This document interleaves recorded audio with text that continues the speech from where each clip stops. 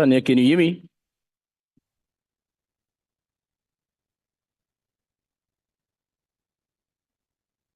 Tanya, can you hear me?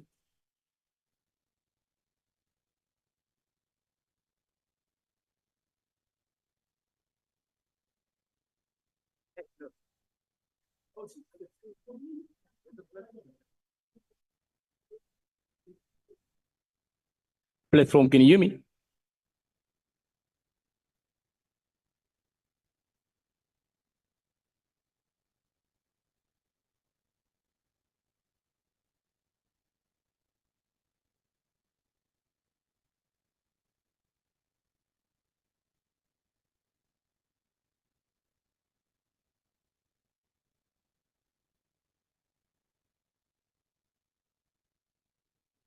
Tutsu.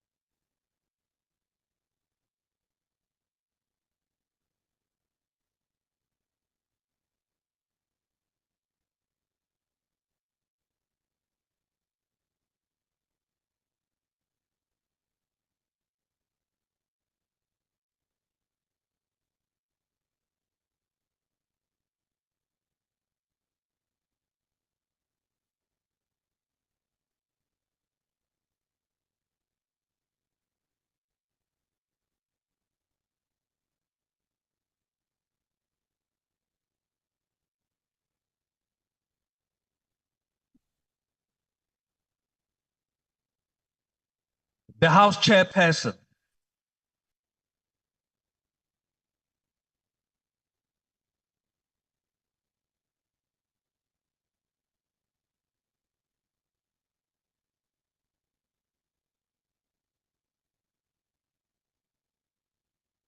There will now be an opportunity for silent prayer or meditation.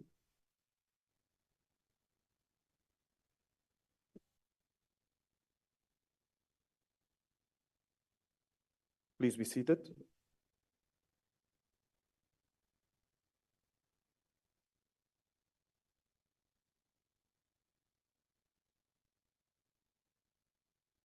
The Secretary will read the order. Debate on vote number 18, Health Appropriation Bill. I now invite the Honourable Minister of Health to introduce the budget vote. The Honourable Minister.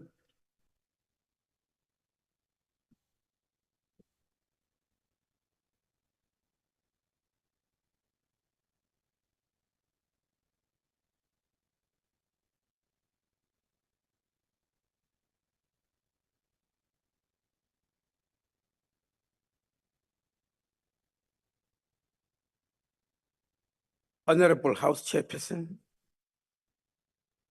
my cabinet colleagues, ministers and deputy ministers present, Chairperson of the Portfolio Committee on Health, Dr. Spongiseni Dlomo, and members of your Portfolio Committee. honorable members, distinguished guests, ladies and gentlemen, greetings. Let me start by apologizing for the absence in this debate of the Deputy Minister of Health, Dr. Joe Pasha, who is just arriving this morning in Johannesburg from a week-long work-related trip overseas. It gives me great pleasure to present the 2024-25 budget of the National Department of Health to this House, and also to outline plans for the 2024-25 financial year to the amount of 62,218,899 rand. This is 3.5% increase from the 60.1 billion of the last financial year. The details of how this money is going to be spent are well elaborated in the annual performance plan and the department. Hence, I'll move to other very important matters. Since being appointed to this department 11 days ago, various media houses have called to ask me to outline plans and priorities for the next 5 years. And even up to today, I'm still having a series of interviews lined up to this effect. And I guess my cabinet colleagues in other departments are going through same. For my part, I have given and will always give a standard answer, and that is for the health sector. Priorities and plans have been outlined years ago by the supreme body of health, the World Health Organization. These outlined priorities of health apply globally to any minister of health who can vary them as they wish. But according to the World Health Organization, a health system anywhere in the world consists of 6 building blocks. You may call them pillars of healthcare if you so wish. And these are, I'm not necessarily putting them in order of importance or priority, but I'm just naming them. And these are leadership and governance of the healthcare system. 2, access to essential medicines and other commodities. And 3, the health workforce, which you usually call human resources, the soldiers who must go into the trenches of healthcare. 4 is health financing system. And 5 is health information system. 6 is health service delivery packages, the packages through which individual members of society receives healthcare. These building blocks have 4 goals and outcomes which must be recognized and felt by all and sundry in a particular country. And the 4 goals and outcomes are: number 1, an improved health, both level and equity. Number 2, responsiveness. And number 3, financial risk protection. And number 4, improved efficiency. 5 of these 6 building blocks mentioned above seem acceptable to everybody, and debates around them are straightforward and clear. But one of these 6 building blocks has generated a lot of heat and sometimes fury in some quarters. And this one is called health system financing, as I said. In our country, we've decided to call this health system financing National Health Insurance, or NHI. Some believe that NHI is a health system which South Africa is not ready for. Others believe it's a vintage, very expensive health system for which there's no money in the country. But let's clarify ourselves, colleagues, honorable members. NHI is a health financing system, period.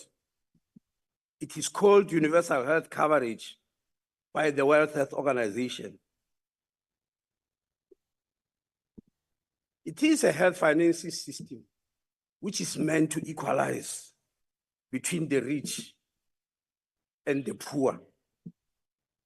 There's no debate at all that South Africa is the most unequal society in the whole world. If you want to see what inequality means, come to the health sector in South Africa. And there's a loud silence. Honorable Minister, apologies. May I request the members or those who have access, table staff, translators, to be mindful that this is not a virtual sitting or hybrid sitting that is taking place. It's a physical sitting of members of parliament, so there should not be any disturbances on the floor. Please proceed, Honorable Minister. There is no debate at all that South Africa is the most unequal society in the world.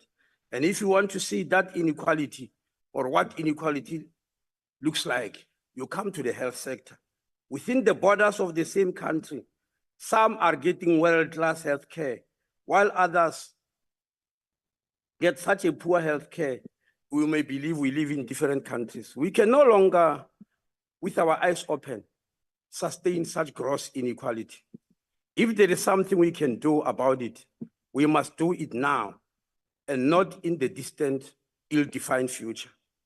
On the 23rd of May, 2012, the former Director General of the World Organization, Dr. Margaret Chan, officially opened the 65th session of the World Health Assembly in Geneva, in Switzerland. She chose universal health coverage as a theme. She outlined the global structural problems of healthcare, and she mentioned 7 of them, of these structural problems. She named 2 of these 7 as relating to the financing of health in the world. And I quote, she said, one of the structural problems is costly private health care for the privileged few, but second-rate care for everyone else. And 2, that some countries have devised schemes for financing health care that punish the poor, close quote. House Chairperson, if you want to see costly private health care for the privileged few, but second-rate care for everybody else, come to South Africa. If you want to see schemes for financing health care that punish the poor, you also come to South Africa. No way can we, with our straight faces, continue in this manner. I'm painfully aware that in this house, I'm standing in front of human beings who fall within this category of a privileged few, who receive costly private health care, unfortunately at the expense of the poor. Painful to say, but unfortunately true. And honorable members, time to change has arrived. Ironically, it is actually the privileged few who are called upon to usher in the change. And as chairperson, as public representative, we dare not claim that we don't know the history of our country. Our country has been seeking solution to equitable financing of healthcare for the past 96 years. There are people who believe we started after democracy. It's 96 years, and yes, I'm not making a mistake. We've been looking for this solution for the past 96 years. And this is recorded in history, and history cannot just be erased. History records that records the 1928 Commission of Old Age Pension and NHI, the 1941 College Committee of Inquiry into NHI, the 1943 African claims that proposed equal treatment in the scheme of social security, the Dr. Henry Clarkman National Health Service Commission of 1943 to 1944, which proposed NHI as the solution, the Freedom Charter as adopted by the Congress of the People in 1955, the 1994 Ministerial Committee on Healthcare Financing, the 1995 Ministerial Committee of Inquiry in NHI, the so-called Bloomberg and Shesani report, the 1997 Social Health Insurance Working Group, the 2002 Committee of Inquiry into Comprehensive Social Security, the so-called, what's called the Taylor Committee. Not to forget the Charter of Health under 1943 African claims in South Africa. That had advanced for major transformation of the system, even under British colonization. House Chairperson, what we have been doing in the past 96 years was to keep on sharpening the spear for change, but not using it. In isiZulu, they say, "Umkhonto wegwala uphelele ijele." Even today, we are going to argue that we are not yet ready to implement. We are going to argue that the spear must continue to be sharpened and that we need another commission to tell us what's wrong with our healthcare system. Honorable House Chairperson, we know what is wrong, but we are not just willing to tackle it because we belong to the group of the selected few. We are beneficiaries of a wrong system and we dare not meddle with our own comfort. House Chair, in order to understand just how important healthcare financing is, go and read the editorial of The Lancet of September 2013. The Lancet is a British medical journal, one of the 4 best and highly recognized medical journals in the world. The Lancet argues that since human beings started populating this planet we call Earth, health has undergone only 2 global transitions. The first transition is called the demographic transition. It began in the 18th century and changed the planet in the 20th century through public health improvements. That is a very simple thing, not complex. Simply clean running water, basic sewerage, and sanitation. I'm sure we take them for granted today, but those of us who are in healthcare, we know how they change the planet. This helped to reduce premature death greatly, and life expectancy improved in leaps and bounds. The second transition, according to the Lancet, is called the epidemiological transition, which began in the 20th century and eventually reached even the most challenged countries in the 21st century. This is what we call today immunization or vaccination. Communicable diseases, starting with smallpox, which annihilated more than 300 million people globally since 1900 alone, were vanquished and controlled in a scale never imagined. The demographic transition and epidemiological transition changed this planet irreversibly. Now the Lancet goes on to argue that the third transition is upon us. It is called universal health coverage. The Lancet argues that this great transition seems to be sweeping the globe and it's about how healthcare is financed. You'll realize that in the transition, I'm not mentioning a great change that has happened in the country, in our own country, I mean to say. The heart transplant by Dr. Christian Barnard, a few paces from here where we are, at Khil Hospital. I'm not mentioning it in the transition. It's not because it was not great. It was very great. But the transition that I mentioned by the planet, the Lancet, changed whole population, not individual human beings. They changed the whole population and humanity forever. And that's why they are mentioned. Now, when the Lancet said this, that the third transition is coming and it's called universal health coverage, it was 11 years ago.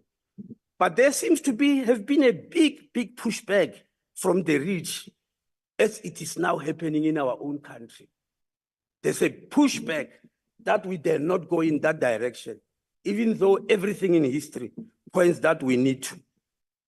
Now, what is wrong with the present health financing in our country? The World Organization has declared that a country to have a good healthcare system for everyone, regardless of their financial status, that country needs to spend at least 5% of its gross domestic product on health. Colleagues, this is not 5% of the budget of a country. It is 5% of the gross domestic product, the total wealth of a country. Now, in South Africa, we are far surpassed the recommended 5%. We are at 8.5%. On average, European countries are at 9%. This means our health system was supposed to be as advanced as the healthcare systems of countries in Europe, because we are within the same WhatsApp group when it comes to how much of our wealth goes to health. As is evident, this is not the case. And why? Here today will be provided with many reasons to make us feel comfortable and less guilt, feel less guilt. But the fact remains that there are gross inequalities in which this wealth of the country is divided. 51% of this 8.5% of the GDP goes to serve only 14% of the population. And the remaining meager 49% serves a whooping 86% of the population.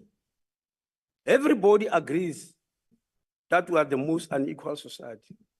And this just proves it. And House Chairperson, I think we ought to stop this. It needs to end, and end now. Now, here today, one is going to hear colleagues standing up and say, of course, I do support universal health coverage. I haven't heard up to now anybody in South Africa who says they don't support universal health coverage. But there's always a but. I support universal health coverage, but. And the but is going to be that the country is not ready. The public sector is not working very well. It has got no management. There's corruption and all that. That is true and fair enough. But we cannot throw the baby away with the bathwater. We need to find solutions.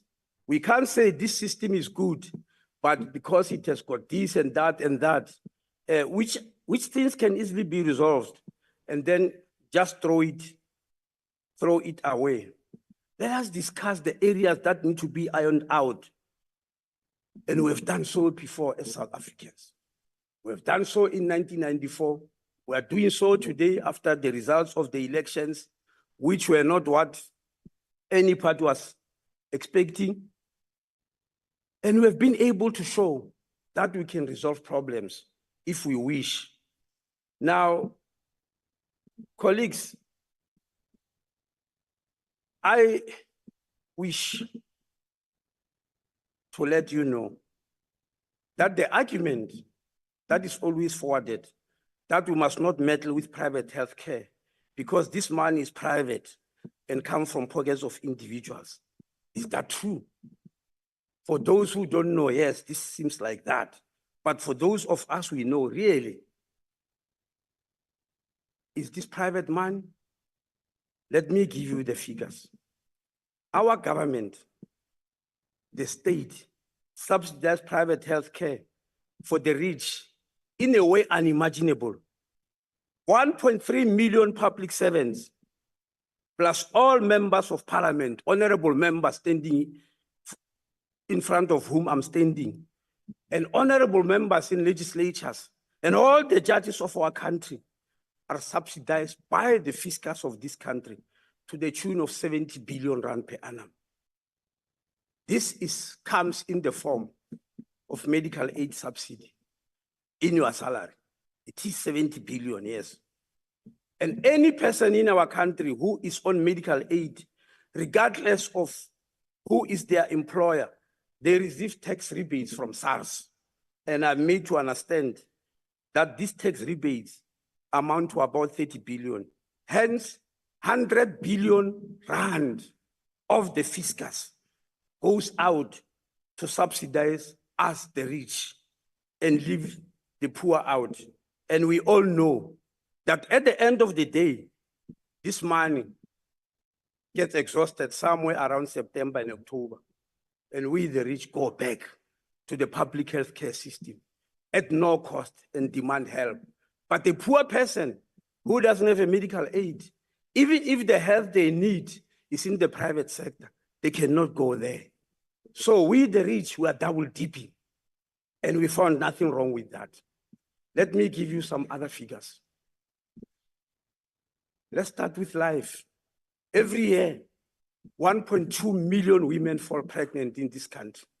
Put differently, 1.2 million babies are born. Who is taking care of them? The private sector with this huge, huge resource takes care of only 140,000. The whole 1,060,000,000, they go to public healthcare system. Honorable Minister, your Where time they has meet now the expired. resources. Thank you very much. Thank you. Before I call the next speaker, may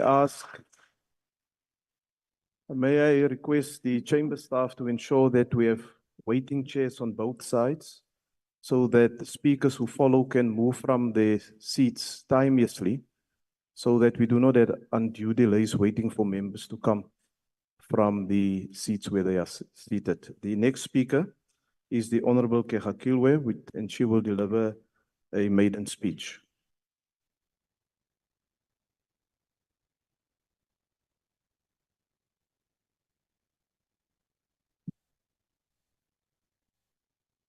Chairperson, honorable members, the signing of the NHI bill in law on the 15th of May 2024 marked a transformative shift in our country health system.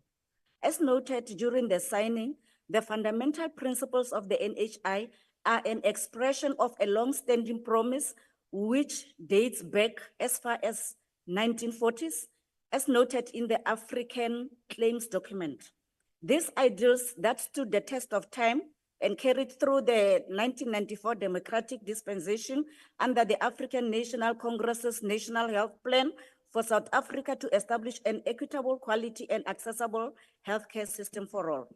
The NHI is a direct threat to an unjustly inherited system which has the public sector cater to about 84% of the population, while the private sector merely caters for 14% of the population. This unjust and unsustainable system has negatively affected the majority in this country, who are broadly categorized as Black and poor, impacting their health outcomes, quality of life, and overall well-being. The budget vote permits for the implementation of the critical function to enable the implementation of the NHI.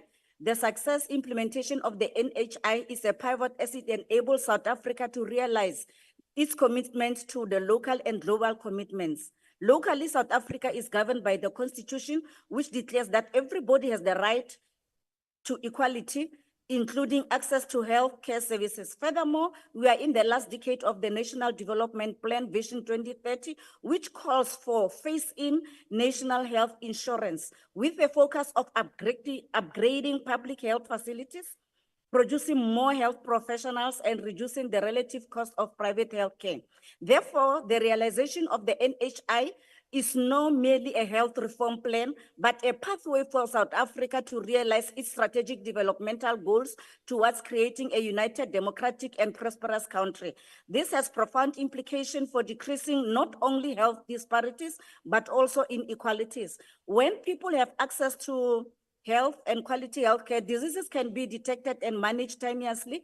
People can be treated early, and the impact of the outbreak, such as COVID, can be contained or minimized. In addition, sick people can not work, and improving access to healthcare ensures that we have a healthier and responsible workforce, which can actively contribute to the economy.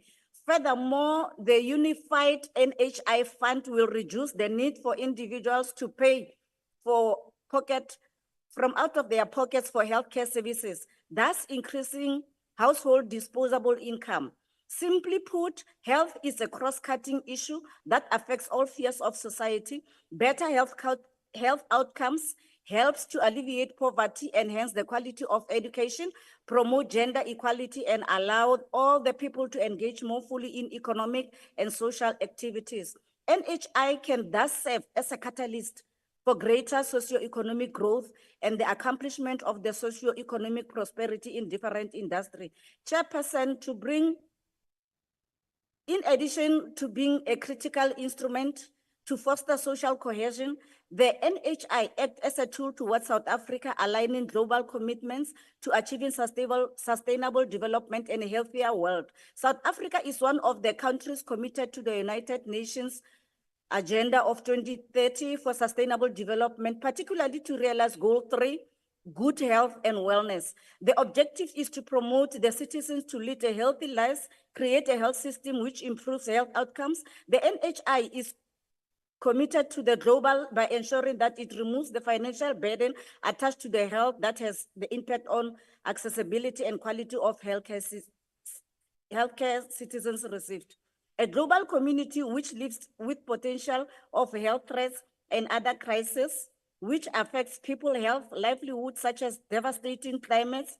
The effects is from natural disasters which can be witnessed in areas such as Western Cape, Eastern Cape, KwaZulu-Natal. The NHI has a potential to provide greater health security by strengthening the country's emergency response to crisis, by establishing a more responsible, coordinated health emergency response, building a resilient infrastructure and equality redistributing health in all regions of society. We are able to ensure that the affected communities receive the necessary assistance from the government. Honorable members, for far too long, we have endured a fragmented, divisive, unjust, unsustainable health system, which contradicts our country's developmental aspiration. The budget vote reflects a commitment towards building a responsive, agile, robust system to address the needs of the people. As a country that still grapples with numerous systematic and structural challenges which threaten the development of our country and the improvement of people's life, we must continue to jealously guard and defend the democratic gains established over the past 30 years of our democracy. We must continue to develop legislations to implement pro-poor programs which address poverty, inequality, and steer towards stimulating the economy and improving the lives of all South Africans. I thank you, Chairperson. Thank you, Honorable Member. The next speaker is the Honorable Clerk. Thank you, Chairperson. Good morning to the House and good morning to the Minister and the Chairperson. As a member of this House and of the Health Committee, it is my duty to scrutinize, challenge, and advocate for the betterment of our nation's health system. What we have before us is not just numbers on paper, it's a reflection of our government's priorities, and we must ensure that these priorities align with the needs of our people, doing everything possible to improve healthcare for the poorest of the poor and all citizens within our country. Over the medium term, government focuses on preventing and treating communicable and non-communicable diseases, strengthening primary healthcare, and preparing for the introduction of the National Health Insurance. As the DA, we have always advocated for quality universal healthcare for our people. But it is of critical importance that we strengthen public partnerships with the private sector to achieve these objectives. The NHI in its current form is unaffordable and needs to be urgently reviewed. And Mr. Minister, you did say I was going to say that, and that is my strong point. An estimate 30.3% of the department's budget goes towards transfers to provincial departments for conditional grants. We as a committee must ensure that each province comes to the committee and accounts in terms of their performances. This has not happened in recent times. As a committee, it's our responsibility to ensure we conduct continuous oversight to ensure our provinces meet their targets, deal with mismanagement, fraud and corruption, and massive medical legal claims to the tune of 77 billion as of from the end of March last year. While conditional grants are essential, the bulk of this funding is subjected to reductions that undermine critical health initiatives. The comprehensive HIV/AIDS component of the district health programs grant faces an annual reduction of 1.3 million, and the health facility revitalization grant sees a similar cut of 1.2 billion. These cuts have been justified by cost deficiencies and underspending, a failure to prioritize health of our citizens. Lower tender prices of ARVs and under-target ARV treatments uptake should not be an excuse to reduce essential health funding. This is a significant blow to our healthcare system, especially when we consider the persistent service backlogs and the unequal distribution of tertiary services. While the National Tertiary Services Grant has been spared from reductions, the mere addition of 1.1 billion to support salary increases, this systemic issues in terms of quality health services will not be addressed. The District Health Programs grant of 247.7 billion for the comprehensive HIV/AIDS, yet government fails to meet its targets. As of from November 2023, only 5.5 million clients were on treatment against an annual target of 6 million. This gap is unacceptable, as currently we have one of the highest HIV cases within Africa. Although we have seen reductions in the past years, we owe it to our patients that are HIV positive to do better. In terms of primary healthcare, spending is set to increase from 3.1 billion to 3.3 billion. However, the 5.5% in real terms increases in inadequate in face of growing demands and the pressing need for comprehensive healthcare services. Community health workers, vital to our healthcare system, continue to struggle with insufficient support and inadequate stipends. This impacts the ability to deliver essential services such as TB and malaria interventions. Tertiary healthcare services, limited to 35 hospitals, mainly in urban areas, highlight the stark inequity in our health system. Government's plan to strengthen these services by purchasing machinery and recruiting specialists is a step in the right direction. However, the average annual increase of 3.1% in real terms in hospital system programs is insufficient to address the deep-rooted disparities and the urgent need for equitable health access across the province. The introduction of the NHI is a monumental shift. The DA has warned against potential devastation the NHI could cause and urges the committee to thoroughly scrutinize preparatory work funded through the NHI indirect grant. The health system component to strengthen health systems and improve service delivery. The NHI bill is clear that every health facility must ensure that electronic patient record keeping must be implemented. But let's be clear, the implementation of NHI will not mask the immediate need for transparency, accountability, and efficient use of resources in our current healthcare system. The budgetary allocations and cuts reveal a lack of genuine commitment to the health of our nation.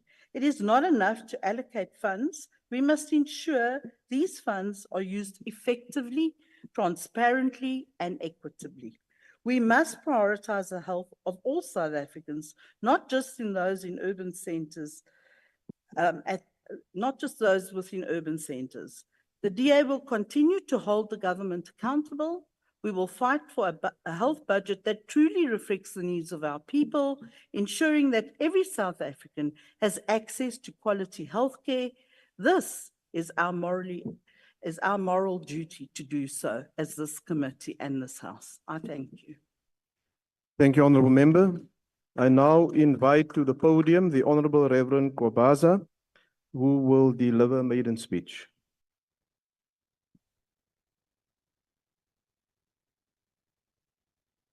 Honorable Chair of the House, honorable members. Ngithunyiwe ke umkhonto wesizwe ngathunywa abantu abaphuwa balelizwe, abantu abalambile balelizwe. Ngikhuluma ngogogo abakanongoma abavuka ngo-4 uma kufanele baye ukuyolanda imithi. Ngikhuluma ngogogo osequmu ovuka ngo-3 ekuseni uma kufanele aye esibhedlela egula enjalo. Ngikhuluma ngabantu bakithi nanamhlanje kunzima ukuthi bafinyelele ezibhedlela ukuze bakwazi ukuthola ukuphila. Ngikhuluma ngabantu bakithi abangithumile la ukuthi mase befikile ke esibhedlela bevuke ngawo u3 baze bambone udokotela ngo-5 ntambama. Sekuvalwe indawo zemithi ukuthi fanele athole imithi. Ngikhuluma ngalabo bantu, angikhulumi ispeech, akusona ispeech lesi, practically into eyenzakalayo emhlabeni siphila kuwona wase-South Africa. Ama-speeches ethu mahle kakhulu, kodwa wakhulumisani nempilo eyenzakalayo kubantu bakithi. Ngithukile sihlalo wendlu uma ngifika kule ndawo, ngibuka indlela ekusetshenzwa ngayo. Ngabona ukuthi kahle kahle ile ndlu le that is failing our people on the ground. Ngoba le ndlu lena uma ingakwazi ukuholda o minister accountable, uma le ndlu le ingakwazi ukuholda ibhedlela ekusetshenzwa kuzo accountable ngemali esuka ifakwe kubona, okusho ukuthi ile ndlu le ngempela eyenza ukuthi abantu bakithi bafe. Yile ndlu le ebulala abantu base South Africa. Akubona ibhedlela lapha phansi no nurse no dokotela abenzi, yile ndlu le engasebenzi. Siyabonga ukuthi uNkulunkulu usizile. Siyathandaza ukuthi labo abanezinhliziyo ezilukhuni, inhliziyo ezingafisi umuntu omnyama aphile, inhliziyo ezifuna abantu abamnyama bahlale becindezekile. Uma uthatha indawo yaseMaritzburg, kunebhedlela eziwu-3 laphayana. Angazi ukuthi ngifakwe kanjani la, kodwa bangifakile abaphathi bami. But iyangithinta kakhulu ngoba into yaka-health yangilimaza mekhamba uma wami. Kunebhedlela eziwu-3, lento esikhuluma nge-ICT, uma sikhuluma nge-information system ukuthi uma ingenzeki up until now ayenzekile, uma usuka from sibhedlela A bethi move uya kusibhedlela B, okusho uma uphuma uma usuke eDeni kuthiwa umuvelwa eGrace Hospital. iGrace Hospital ayinalutho information oyenzile eDeni. Bathatha amagazi, they spend money eDeni, bethatha amagazi benza yonke into and imali yabantu le. Mase kufanele umuvele eGrace, iGrace ayinayo le information yalomuntu. Izoqala phansi futhi iqale ithathe amagazi yenzeni. Lo muntu uyafa lo muntu ine process. Ngikhuluma nomama ngingena la. Lo mama lo ngitshela ukuthi uhlala eBizana. Lo mama lo uthi waba ne operation nje 2007. Maybe ne operation 2007 isiyaphinda manje siyavuka lento yakhe, but ngifuna nje lento ye-information ukuthi if ngo-2007 beyikhona information and then useyake manje ukolungiswa futhi lapho kwi-operation enzelwe, uthi eBizana uhlale for a month, kufanele amuvelwe to Nelson Mandela Hospital. Akahlaleleni nje kuphela eBizana, uhlalele ulinde i-ambulance because akakwazi ukuhlala. Every time baletha amabhasi azomsusa from eBizana Hospital ayimuse ngale Mandela Hospital. Abayilethi imoto ikhumbi le noma i-ambulance le azokwazi ukulala kuyona. For a month uhlele eBizana Hospital akatreatwa kwenza lutho ngoba ulinde ukuya lentozeni eMandela eNelson Mandela. Okusho ukuthi isystem yethu nje ifile uma khulunywa ngabantu abamnyama. Le NHI lena kunesikhathi la sihlalo Honorable Minister, iDeni beyaziwa ngethambo ukuthi iDindele Hospital beyaziwa nje uma ulimele ethambeni nje bazolungisa ithambo lakho. I know this ukuthi bekusuka abantu ezibhedlela ama-private hospital bengakwazi ukulungisa ithambo khona, bahambe bayedi ukuyolungisa ithambo khona. Now uma ukuthi le NHI izokhulumisana nama-private hospital, mina angingeni nje kuyona. because ngiyazazi izibhedlela zethu zikwazi ukuzenza lezi, and uma kuthi siyakwazi ukubhifapha ngempela izibhedlela zethu sakhe izibhedlela ezinye, because lezi zinto bezenzeka besazi ukuthi khona izibhedlela ezispecialize entweni ethile, and odokotela sibalande sibagcwalise lapho sibafundise yonke into edingakalayo lapho. So ngiyabuka nje ukuthi nale budget lena sathi mesihlalela phansi ukuthi hayi man ayiwenza umsebenzi lento, asikwazi ukuthi esikhathini eside kangaka asikwazi nje kuba ne system nje information nje, into esimple kangaka nje i-system nje information. Ngiyakwazi ukuthi mengisuka kule sibhedlela ngiye kule sibhedlela, ngiyakwazi ukuthi i-system yami bayakwazi ukuyivula, iyakwazi ukuthi abantu bayafa emabhentshini babulawa nje ukuthi elimazwe ini, ulimale emotweni, ushayiswe imoto kodwa unoshukela akadlile, so uyahamba esibhedlela uzofika ahlale lapha because mhlawumbe akanalo igazi eliphumela ngaphandle, kodwa uzobulawa i-sugar diabetic le because la isibhedlela abamazi ukuthi unalena. Kanti if ever beyikhona information bezodle sigule lo muntu ongenayo u-sugar diabetic kufanele adle, kufanele athole amaphilisi, kufanele athole ukuthi nokuthi nokuthi. Nanamhlanje ke awekho amaphilisi akhiwa awukosami athathwa kwinyanga zala noma imithi yesiZulu elandwayo ilandwa la sihlanganise nama university sikwazi ukuphilisa abantu bethu ezibhedlela. Ngikhuluma la kodwa abantu bethu bakhona bayaphilisa abantu, sikhuluma ngo health asikhulumi ngesibhedlela. So imithi ekhona namanje isathathwa ngaphandle, imithi esigulisayo, imithi engekho natural. Le budget lena mina ngeke ngikwazi ukuyivuma as i-MK. Siyabonga. Thank you, Honorable Member. The next speaker is the Honorable Dr. Tembekwayo.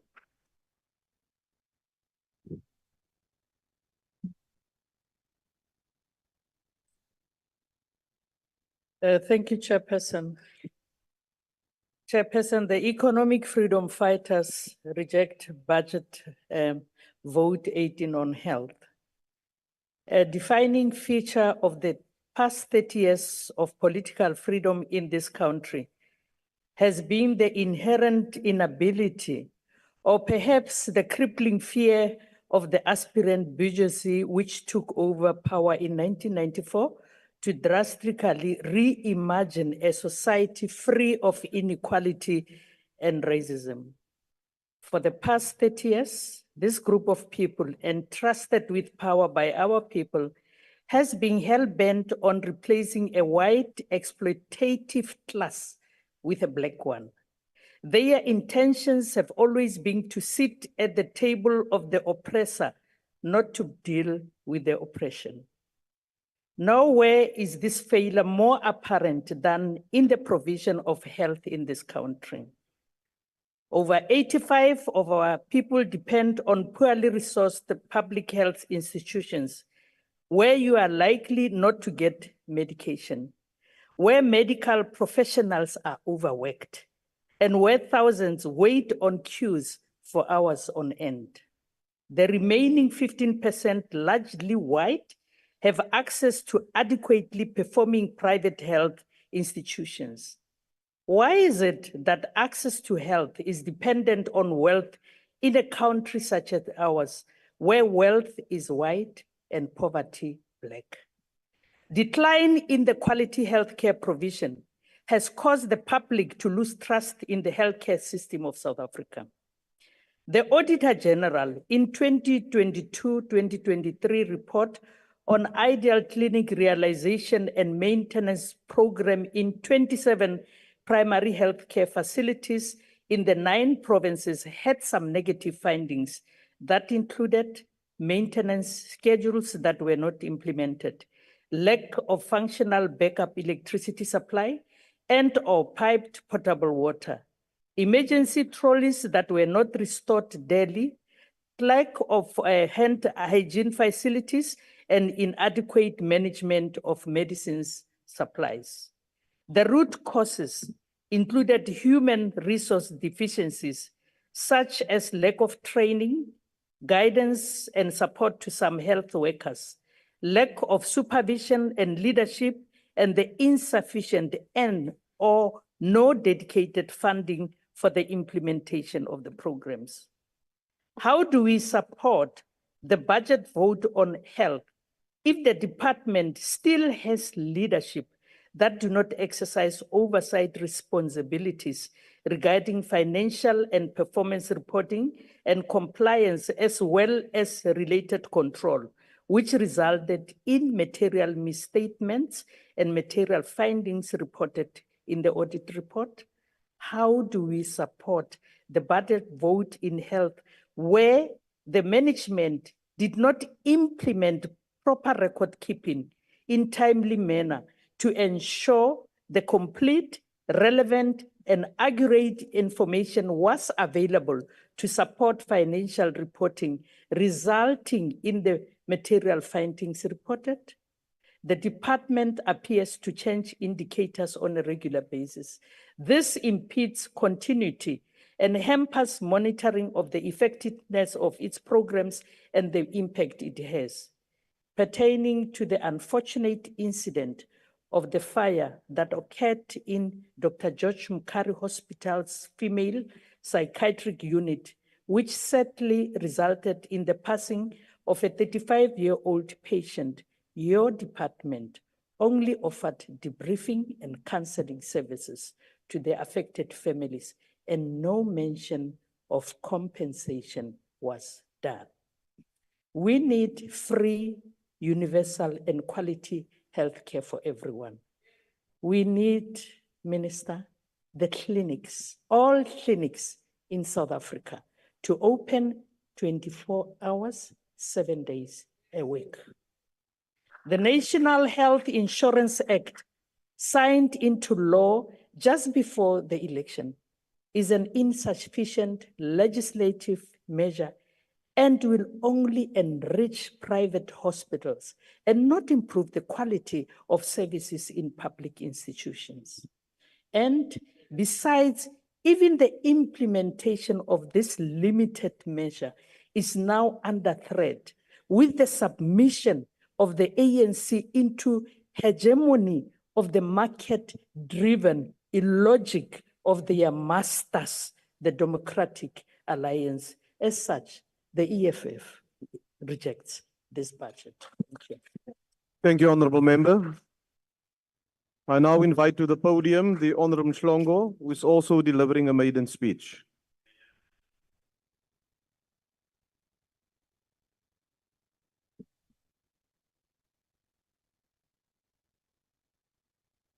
Morning, Honorable. Good morning, my Honorable House Chairperson. As a country, we are ushering a new dispensation in accordance with the will of the South African people. On the 29th of May 2024, millions cast their vote with the hope that the conditions of their lives will improve. Therefore, it is our duty to ensure that we reset the status quo. It is no secret that the South African public healthcare sector is overburdened, as a medical personnel are often overworked and underpaid. This is evidenced by the ratio of only 7.9 physicians per 100,000 people in the public health system. In a recent City Press report, several doctors cited low salaries, a lack of resources, criminality, and old equipment as further reasons for seeking employment abroad. However, the previous administration, we had also been faced with more than 800 qualified doctors facing unemployment. It is simply unacceptable that we have rural areas in our country where communities have never been fortunate enough to be examined by a doctor, instead by a nurse. Yet we have unemployed doctors. While we know the previous administration sought to rectify this matter by freeing up funds to ensure these doctors are employed, we also know that this method of situational allocation will not be sustainable for the department in the long term, considering that only 15.8% of the population which amounts to roughly 9 million people, are medical aid members and can access private healthcare. The majority of citizens depends on the public healthcare system. Therefore, it is of utmost importance that we ensure the health budget tends to need on both patients and doctors. One can only regard the budgetary allocations for the Department of Health as extremely optimistic, given that the Treasury estimates inflation with average 4.7% over the next 3 years, meaning the budget shrinks in real terms while expenditure grows by a nominal 3.4% over the medium term. Honorable Chairperson, our country can ill afford to have a shrinking healthcare budget. The real reduction in healthcare spending significantly impacts the funds that are available to acquire equipment at public hospitals. For example, I believe we have all seen the images of public hospitals with no incubators for newborn, forcing nurses to use old boxes to ensure that these babies are warm. Honorable House Chairperson, this new administration has no choice but to do better. In conclusion, the IFP calls for the new government to ensure that the public healthcare is prioritized, as well as the working condition of medical staff and the overall condition of equipment at public hospitals. Notwithstanding the above mentioned consent, the IFP accepts the budget. I thank you. Thank you, Honourable Member. Is there a speaker from the Patriotic Alliance? Thank you. The next speaker is the Honourable Van Staden.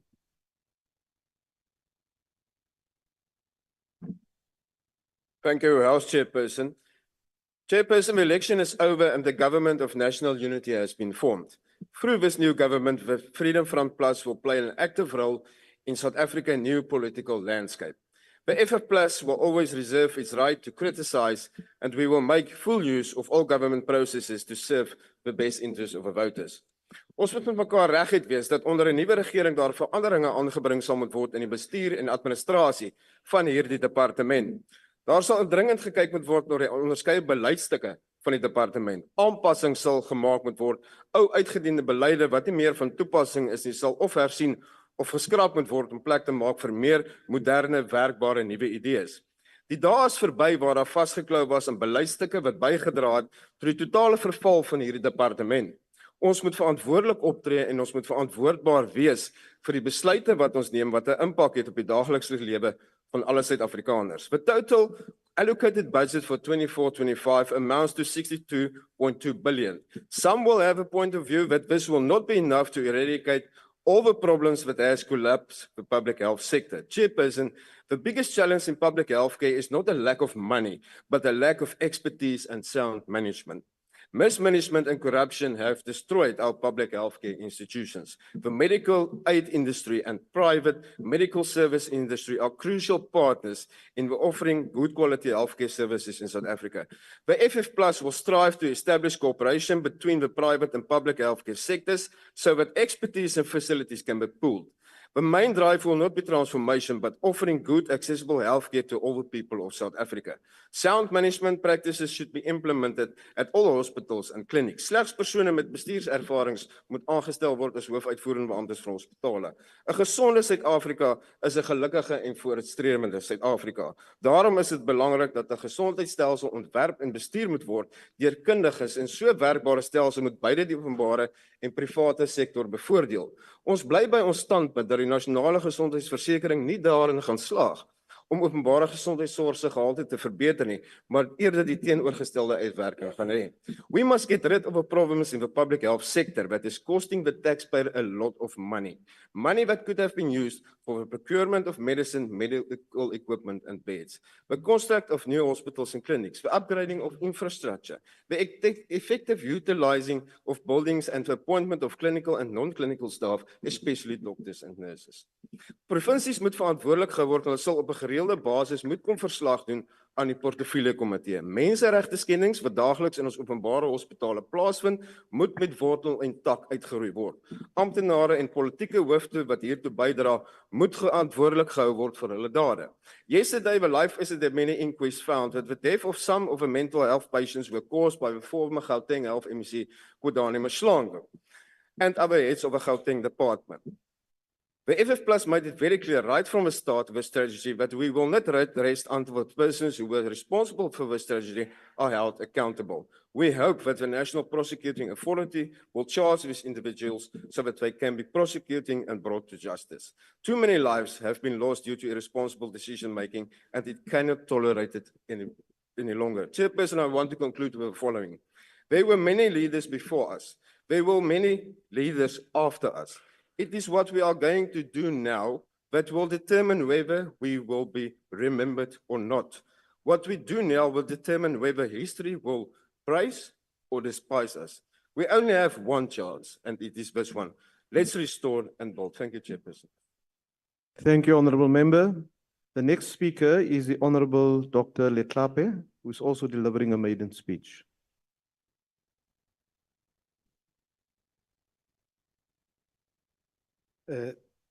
Thank you, Chair, the Honorable Minister, and the Chair of the Portfolio Committee. The Minister spoke about some of the important principles, one of which was leadership. Now, health is in crisis in our country, and it requires proper stewardship and leadership.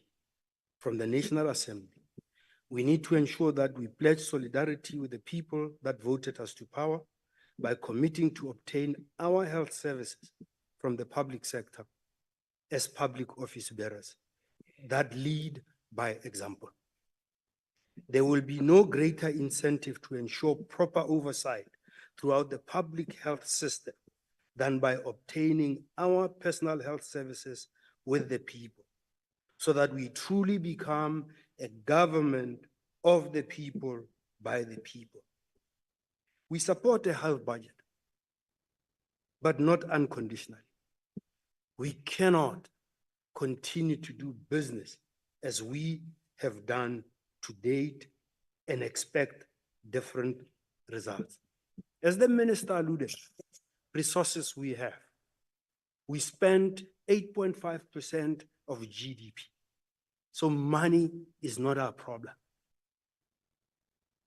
So I wonder why the solution to our problems becomes a health fund when money is not our problem. The first port of call is for us to utilize the resources that we have properly. The 1.3 million public servants, the members of this House, the members of the NCOP, the MPLs, the judges, the magistrates, we must all obtain our health services from the public sector.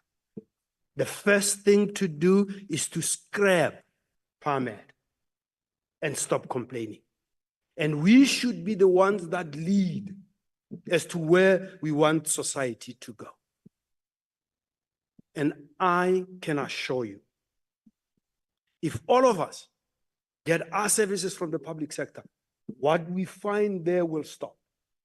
The absent professionals, the ghost professionals that are on ARWAPs and are running their private practices, the attitudes of health professionals towards members, the absence of drugs, absence of services, lack of equipment. If our lives are on the line, we will ensure the public healthcare system works. So what we need to do is to fix what we have. And the key priority should be to fix the public healthcare system. And we should go there for our services.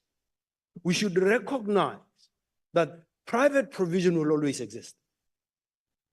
And we need to reform the private sector. The medical aids are on autopilot. There's no governance. We have a health market inquiry report from 2018 from Judge Ngcobo. It is not being implemented. So we need to be proper custodians of the 8.5% of GDP that we spend. Don't create a cent extra before you can account for the 8.5% properly. The people that are paying medical aid have to be given the guarantee of care so that they don't run out of funds and get dumped on the public healthcare system, which is ailing. Let's lead by example. Life ACDP should not recur. We need accountability, and I need to hear the voice of the minister in asking for the prosecution of the officials that led. Honorable to member, your 144 time is deaths. now expired. Thank you, Chair. Thank you. The next speaker is the Honorable Swart. Thank you, Chairperson. Chairperson, the point made by the Honourable Reverend from MK is accurate and laudable, and we need to hold the executive accountable, particularly for the hardships and suffering of our people, sick people that are waiting for care and that are dying. And this must be urgently improved. And we, as Parliament, as the Honourable Member pointed out, need to ensure that we exercise sufficient and proper oversight to resolve those challenges. Chairperson, countries across the world have been asking questions or even having full parliamentary inquiries into how their governments handled the COVID-19 pandemic and what role big pharma and multinationals played in that regard. We as parliamentarians now know that our government was bullied into signing COVID-19 contracts with big pharma and paid billions of rands for COVID-19 injections on highly unfavorable terms, with manufacturers who have now acknowledged, quote, in those contracts that the long-term effects and efficacy of vaccines are not currently known. And there may be adverse effects of the vaccine that are currently not known. That's in the contracts that have been found out now. We also know that many people are suffering from COVID-19 vaccine injuries with little or no recourse to effective medical treatment or compensation. We also know that the World Health Organization, for all its laudable work, which we as the ACDP acknowledge, is riddled with conflicts of interest from funding by big pharma, billionaires, and influential member states. It has mismanagement, corruption, and even allegations of racism. Despite knowing this, the extensive amendments to the International Health Regulations of 2005 were largely accepted at the end of May when we were conducting our elections. Without South African public and without this Parliament having any say or oversight, these amendments give very wide powers to the World Health Organization, almost a power grab, and potentially threaten a country's sovereignty when it comes to public health issues. Now, the ACDP led a debate in the last Parliament and highlighted our concern about these amendments and the planned pandemic treaty. The then Deputy Minister of Health, now Chairperson Dr. Dlomo, courageously gave us the undertaking that not only will the pandemic treaty be tabled in Parliament for ratification, as is required in terms of Section 2312 of the Constitution, but also the amendments of the International Health Regulations. The ACDP believes that these far-reaching amendments must be tabled for ratification. Honourable Chair, will the Honourable Minister honour that undertaking and table the amendments in Parliament for ratification so that we as MPs and the broader public can fully understand what the Executive signed ourselves to and ratify them? Honourable Member, I your thank you. time is now expired. Thank you. The next speaker is the Honourable Ghana. It's not a maiden speech. Making a return to Parliament. Na khensa mtshama wa xitulu vahlonipheki va huvo rhandza ku xewetana holobye hambileswi a nga huma ni twa va ku xandla xa yehe ku a fika laha tikweni. Fellow South Africans, we say that the people shall govern. It is an honor, it's a privilege for myself to represent Rise Mzansi, a movement that was formed by the people for the benefit of the people of this country. Today, I stand here representing the hopes and aspirations of all South Africans. And I want to thank everyone that has taken their time to put us in Parliament to represent your hopes and your aspirations.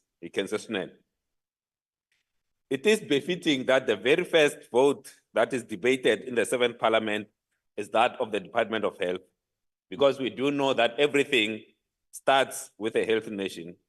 And we do know that when the Department of Health fails, unfortunately, people die. Our Constitution says that everyone has the right to access healthcare services, including reproductive health. I must say, for us as Rising Mzansi, for this budget, and it's a pity that the minister is not here, this is what we want to see this budget achieve. One, ensure that the unemployed doctors and nurses are being employed. The critical posts in hospitals and clinics are filled. We want to see our healthcare facilities being refurbished.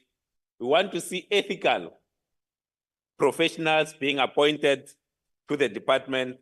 And we want to, for this particular 7th administration, there must be a concerted effort to providing mental health services in primary healthcare facilities and clinics. We need to remove, I hope you are taking notes for the minister. We know corrupt elements. The people that steal the money that's supposed to go into providing healthcare services. And we want you, including yourself, Chair, to be accessible to all South Africans, not only to the people that belong to your political party. There's one issue that, we kind of are taking our eyes off, which is the HIV and AIDS treatment. So we see even in the report, it's not encouraging when it is said that the uptake on the ARV treatment, it's going down. So that's something that we need to look at. Honourable Member, your As time is Rising expired. We are prepared to work with the department. Thanks very much. Thank you. Is there a speaker from the NCC? No speaker. The next speaker is the Honourable Dr. Laru, who will deliver his maiden speech.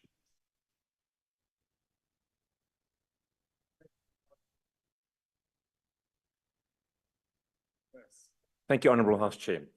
As a new member, let me introduce myself. Mna dingu Qigha Leru. Ndisebenzile ixesha lide esibedlele zasezithulele mfutshane eMqanduli. Sedert ek in 1990 as 'n dokter gekwalifiseer het ek bykans net in die staatssektor gepraktiseer en 'n hele 16 jaar lank in 'n klein landelike hospitaal op die Willekeus van die Oos-Kaap gewerk.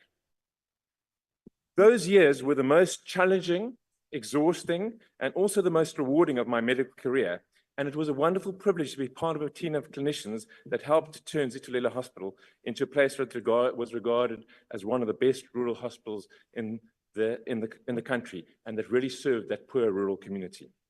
That is, until a new CEO who cared more about ticking boxes than caring for patients broke down much of what we had built over 15 years in 6 months. Today, I'm not going to offer a bird's eye perspective of the budgets or the healthcare sector, but instead I'm going to talk to you as a doctor who has arrived in this August House, fresh from the coalface of healthcare delivery. Honourable members, although pockets of excellence remain in the public sector, I'm afraid that the news from the ground is dire. Government is failing in its duty in Section 27 of the Constitution to steadily and progressively improve healthcare services for all South Africans. I once heard Minister Motsoaledi use the metaphor that the health system is a creaky plane that his department is trying to fix while flying it. And I think that is an accurate picture of the challenges that we face in health, except that in the past 5 years or 4 years since COVID, we are not flying the plane as much as we are trying to stop it from crashing. How else can we explain that hospitals in the Eastern Cape this week have run out of basic things like needles and syringes? Or that injectable contraceptives, crucial to protect young women from unintended pregnancy, were found in the 2022 survey to be out of stock 76.3% of the time. Or that every year scores of junior qualified doctors struggle to be placed for the internship or the community service, without which they cannot practice. Or that 23 billion has been paid in medico-legal negligence claims across our provinces between January 2020 to 2023, and a further 1.3 million was spent on trying to defend those claims. Let me leave it there. I thank the other honourable members for raising many of the other issues, but if I were to raise all the issues that we have in health, that would be way too long for this short speech. Honourable members, I hope you agree with me that it is abundantly clear that the health budgets that Parliament has approved over the past 5 years have not improved the quality of healthcare delivered, nor reached those most in need. Why is this the case? Or in medical speak, what is my diagnosis? I can pinpoint 3 primary diagnoses. Firstly, poor leadership and management in provinces mean that the money allocated is often misspent or stolen instead of reaching the poor. Furthermore, bureaucratic processes often take precedence over patient care and can fundamentally undermine the provision of quality care. Secondly, a lack of accountability means that when a disaster, like the current disaster about needles and syringes in the Eastern Cape, hits us, no one is disciplined or fired, which simply ushers in the next crisis. Finally, it is said that South Africans are good at making policies, or good at making good policies, but bad at implementing them. I disagree. Too many of our health policies are out of touch with the realities on the ground and are not implementable. And when policies are not implementable, they are not good policies. The NHI bill is a classic example of this. The DA fully supports the principles of universal healthcare that undergird the NHI. But we believe that South Africa has neither the capacity or the finances to implement the NHI bill as it is currently stands. Furthermore, the complexity of implementing the NHI bill would distract provinces from their core role of improving the quality of healthcare to their residents and in the day-to-day will harm the poor. I therefore urge the DA8, the Department of Health, if we want to stop the metaphorical plane from crashing, to focus on simply getting the basics right, that all South Africans attending government hospitals and clinics are seen quickly, treated with compassion and care by qualified, competent health professionals, and that facilities are adequately staffed and stocked with essential medicines and other consumables. This is the minimum we should expect. I thank you. Thank you, Honourable Member. The next speaker is the Honourable Dr. Dlomo. Thank you very much, Honourable Chairperson. Good morning to the Honourable afternoon now, to the Honourable members, Minister, and all of the media. On behalf of the African National Congress, we'd like to indicate that we support the 62.2 billion budget allocated to health.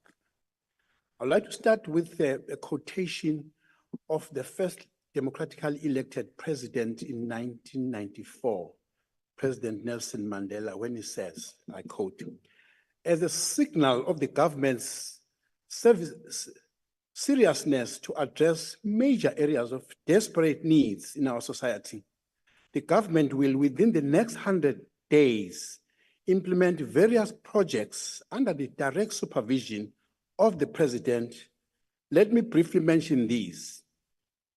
Children under the age of 6 years and pregnant mothers will receive free medical care in every state hospital and clinic where such needs exist," close quote. Indeed, this is about financing health. And none of us in 1994 criticized President Nelson Mandela for starting this, which we are now opening it up for all South Africans.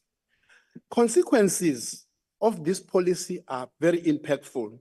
I would not be able to spend the whole day mentioning all the impacts that have been there positively. But let me give you one. Pregnant mothers started coming to our clinics much earlier because they did not have to worry about the fees.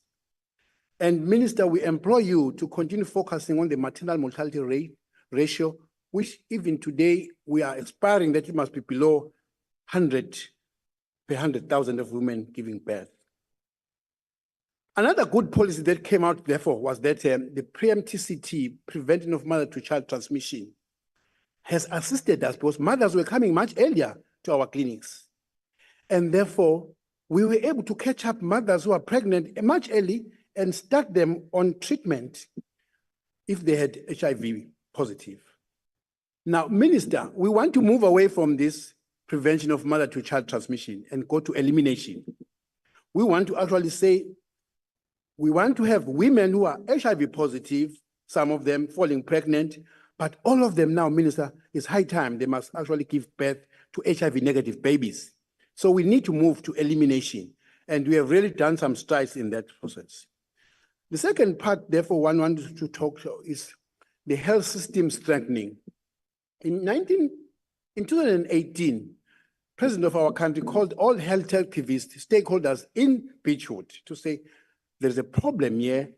What can we do better and differently? And in that two-day meeting, we actually ended up with what we call a presidential health compact. Some of the 9 pillars that came from that health compact, Minister, are similar to the ones that you raised on the pillars of the WHO. It talks about human resource for health, providing access to essential medicines in the country, executing infrastructure plan and maintenance, engage the private sector to improve access to quality, and improve the safety and the security of our healthcare providers, improve financial management. Honorable members, we actually are saying these things would not have come in if we did not see that there are gaps. So we are not here saying there are no gaps, there are. Improving and focusing on the good leadership. Yes, we should admit there are certain areas where in our leadership in the country, in our health institutions, they are found wanting. We need this process to be really looked into. I always call these enablers of the universal health coverage. If you really focus and strengthen these ones, Minister, you will then find that people will see good leadership in institutions, they will see a good financial management in institutions where you are, and that would be what we would like to see. Please accelerate these processes because these pillars talked about and the remaining there are not really going to assist us going forward. There's another point that has come up in the 6th administration. Honorable members here, all of them across all parties have raised issues, Minister, about the medical legal claims. And we want to underpin this, Minister. Until and unless there's a visibility, strong one, of the department to have all records being electronic, you are not going to survive from the unscrupulous lawyers who come into court and say, this is what happened to this patient, and we have no records to show differently. And therefore, you end up paying. Please, it has been proven. In this country, there are hospitals that are electronic. One of them is, of course, Albert Lutuli.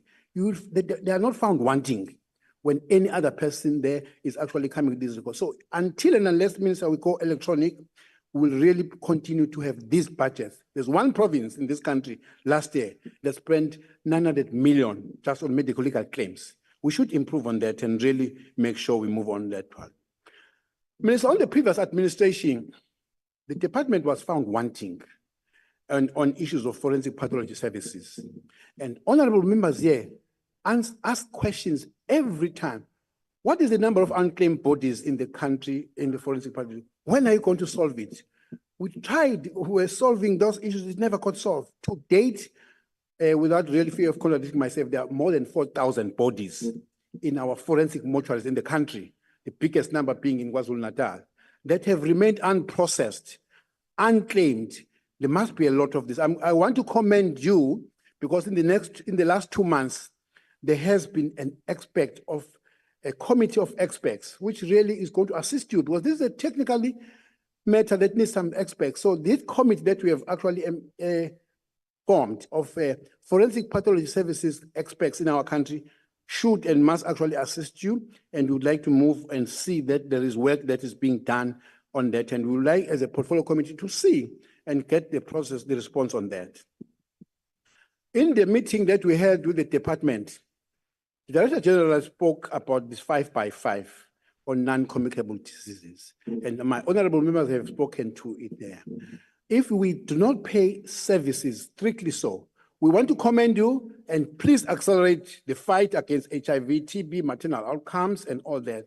But until you start seriously on the issues related to non-communicable diseases, cancers, chronic respiratory diseases, cardiovascular diseases, diabetes, and mental health, By the way, mental health, out of it, you get it because with mental health, you get so many other things. And in fact, we raised it. You can't be able to separate how much of GBV comes from mental health illnesses. And therefore, until and unless we also seem to be doing that fight, we're not going to be very happy. And again, these five conditions are actually, we are predisposed as a society on it by smoking, drinking alcohol. People just don't want to exercise and live a sedentary life. And the people with the diet that is probably not, I wouldn't be able to advise as a dietitian, but proper diet and air pollution. If we attend to these issues, and 4 of the 5, maybe air pollution, the country must do, but the 4 of them, it's my individual choice to make sure that I don't smoke, I don't drink, I live healthy life, I exercise and I eat properly, I will reduce chances of me getting this. If minister can drive that in the country, you can actually have significant amount of money that actually stays, let alone that people will live longer and healthier, but you'll reduce significantly a budget that is on your side. And I would wish to really hold you responsible to see that these processes are, otherwise you'll really continue spending money unnecessarily. On the issues that actually have come in, we want to actually indicate, Minister, that as a portfolio committee, we are going to be watching over the department. We notice that you do allocate budgets to provinces, and then things are activities are taking place in provinces. And if we are not getting reports from you, we are not going to be afraid to go to provinces ourselves as a portfolio committee to do oversight and make sure we see and actually get. I want to commend the previous portfolio committee because they did extensive work visiting Eastern Cape. Among the things that they did by this was to get the Department of Health officials spending time in the Eastern Cape to look into those issues that were from the recommendations of the portfolio committee. Things are improving now and we want to continue to do that, but this is not the end of the story. Other provinces must be visited. Yes, there was a commitment that I made in the previous responsibility that I have, that Honorable Swald has raised. I will discuss with you, Minister, the international health regulations that will have to find its way via Parliament. If the officials have not briefed you well, I will actually take time to brief you because I committed in this house that that matter will have to be processed with the assistance, with the full knowledge of this house. And that is actually our expectation thereof. If the chairperson allows me that my 2 minutes that is remaining be donated to the minister. Thank you very much. Thank you, Honourable Member. I now invite the Honourable Minister of Health to respond.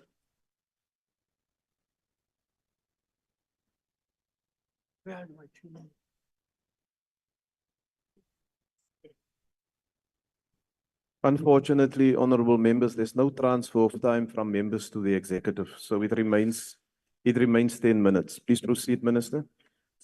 Thank you, Honorable Chairperson. Honorable members, as I listen to you very carefully, we don't differ much about what the problems of healthcare are in a country, but we seem to be diverging when it comes to solutions.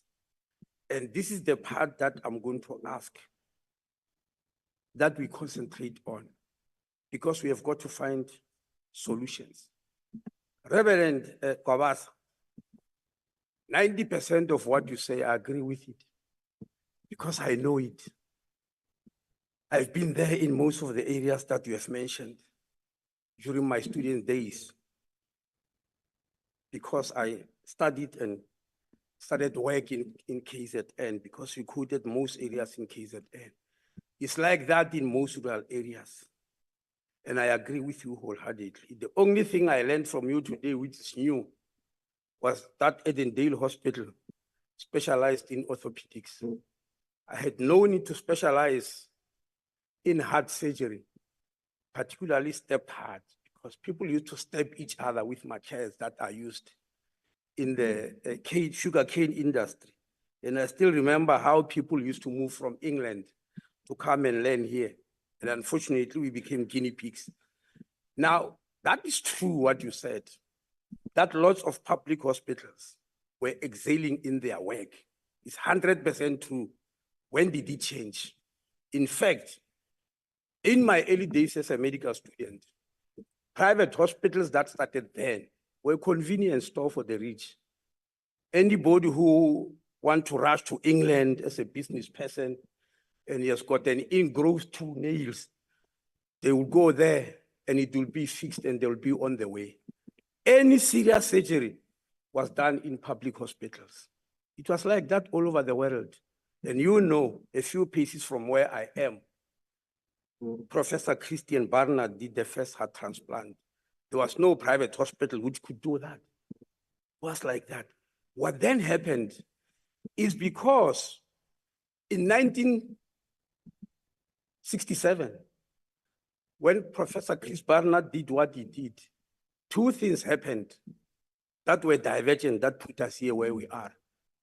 The first one is that heart transplant on Louis Washkansky, who was an ordinary laborer. When Chris Barnard told him that we have to change your heart and give you a new one, he didn't have to worry about the cost. Nor did Chris Barnard have to worry about the cost. All they want is that here is a human being dying and we can help to save his life through a heart transplant. But the same year, something happened. The building blocks of the present healthcare system in the form of medical aid for the rich was enacted. It started in 1997. And gradually, the skills moved out of public hospitals into private healthcare. Why? Because human beings anywhere in the world follow money. People follow money anywhere in the world. That's why most of our doctors in developing countries are moving to England, to Canada, and America. These issues were even discussed at the World Health Organization, where those of us from developed countries must stop poaching doctors from us. In the early days when I was a Minister of Health, I even have to go to the UK to beg the minister there to stop taking the best nurses from South Africa because they were all going there. Now, yes, in our country, they are going to the private sector because there is money there. And that doesn't mean you hate the private sector. It's not only the good specialists, not only that, the best auditors, the best health economists, the best actuarial scientists, the best managers of healthcare, they all follow where the money is, where this 51% of the GDP on health, which you are spending, is. And that's why there is this problem. In 2013, a clinic, a private clinic in Johannesburg, it is next to Wits University. I don't want to give its name because I'll sound like I'm attacking it. That will be unfair. So let me keep the name that I've got here. That one private hospital had more gynecologists working there than the whole of Mpumalanga, Limpopo, and Northwest added together. And we've calculated that because people are migrating where the resources are. So when we say NHI must come and solve this problem, it's for equalization of healthcare services. That's why I say it's an equalizer between the rich and the poor. Dr. Tembengo, you said something very big, but I don't understand on what basis. You said NHI is going to enrich private hospitals. Private hospitals are enriched now as I'm speaking by the present system. They are getting millions, yes. They are getting millions from you, from all of you. They are getting millions from the rich. And that's why you are going to complain. So I don't understand how NHI is going to enrich them when they are already getting rich so much. Honorable Van Staden, yes, the issue of poor management I've already resolved is logical. All the skilled people are going where money is. And I've given the history of how it happened. How public hospitals used to be the ones who will do the most complicated surgery. But now it has crossed over because the money is being sent there. And this money we want to bring back. Dr. Leape, my brother, we were New Chart. in the same system, we're in the same tranches, so we'll understand each other. And that's why I agree with you on most of the things you say. You are encouraging these members, not a single one responded to you, that we must all go to use public health services. I'm sure you are aware that I started long ago. Please come and join me. I started long ago. And it's not only here. We are living in a continent. And in 2014, at the conference of the World Health Organization Africa region, I raised this issue and I want to raise it now.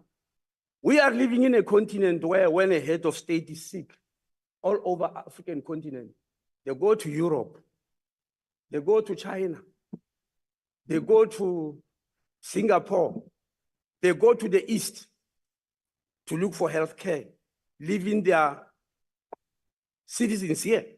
So in Benin, in 2014, I, as a South African delegate, made a proposal that as ministers of health, we pass a resolution that when head of state are sick, they need to use our facilities here in order to understand them. Nobody supported that in the meeting, but they supported it outside because they said their head of state will fire them. They said in democracy, in South Africa, they said democracy, you just say whatever you want. I repeated the same thing. 2 years later in Zimbabwe, in Victoria Falls. The meeting has just been addressed by President Mugabe. And the BBC thought I'm targeting him. And I said, I'm not targeting him, it's the truth. Heads of state needs to be here with the people. And so as members of parliament, we need to be treated where our people are being treated. Then we'll understand what's going on. I fully agree with you on that. Where I differ with you, Dr. Leape, my brother, is when you say money is not a problem. Money is not a problem for the country, taking that we are already spending 8.5% of the GDP. That is R500 billion. But it is a problem in the public sector because it's not going there. It's going to the private sector. That's where the problem is, and we need to solve that. So money is not a problem for the country, but it's a problem for the poor, because that money is only with the rich. And again, Reverend Quaza, the issue mentioned about health information system is very true. That is why it's one of the building blocks by the World Health Organization.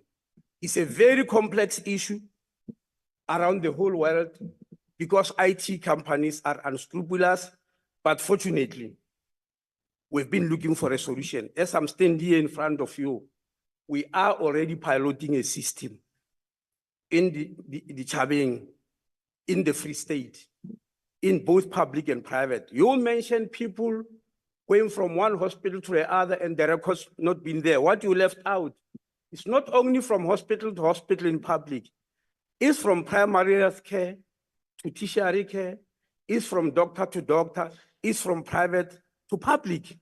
Records are not there. People start from the beginning, but we are piloting that system. And we started with TB and HIV/AIDS. We'll move to the other diseases. And we are looking forward for that system to work so that whichever doctor you visit, with a press of a button, they can see the whole history of your diseases. Thank you very much, Chairperson. Thank you, Honorable Minister. Honorable members, you are reminded that 3 debates are scheduled simultaneously for 2 p.m. today. The employment and labor budget vote will take place here in this good hope chamber. The debate on Statistics South Africa budget vote will take place in committee room M46. And the Office of the Chief Justice budget vote will be debated in committee room S12A. That concludes the debate and the business of this mini plenary session. The mini plenary